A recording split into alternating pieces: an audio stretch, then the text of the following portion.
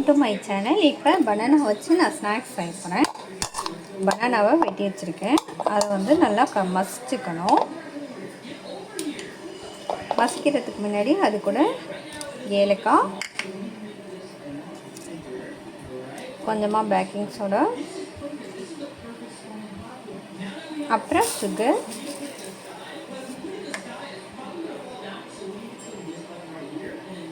இதை இப்போ மசிச்சுக்குவோம். நான் இந்தளவுக்கு மசிச்சுட்டேன், அவ்வளோதான். இப்போ அது கூட கோகோனட்,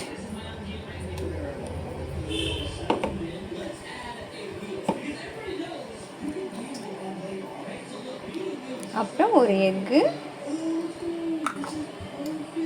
அப்புறம் ப்ரெட்டு, அவ்வளோதான். இதையும் நம்ம மிக்ஸ் பண்ணிக்குவோம். அவ்வளோதான். இந்தளவுக்கு நல்லா நம்ம பிசைஞ்சு வச்சுக்கணும்.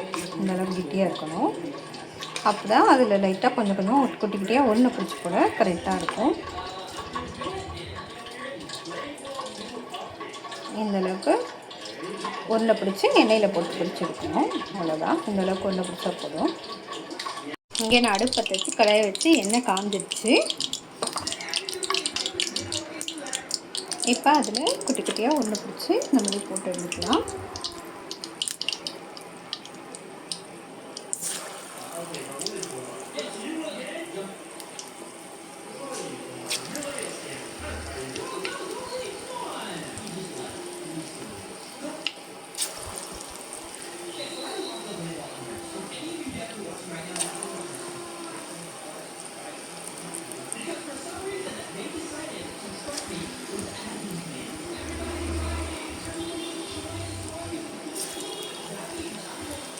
அவ்வளோதான், வெந்துருச்சு. தீயை எப்பயும் கம்மி பண்ணி வச்சுக்காங்க, ரொம்ப ஃபாஸ்ட்டாலாம் வைக்கக்கூடாது.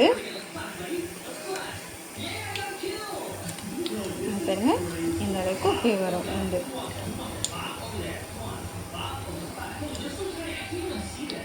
அவ்வளோதான். எண்ணெய் வடிகட்டிட்டு எடுத்துட வேண்டியதுதான்.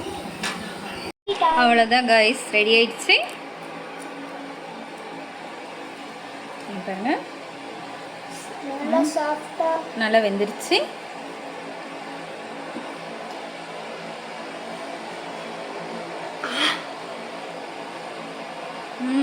செமையாக இருக்குது கைஸ்.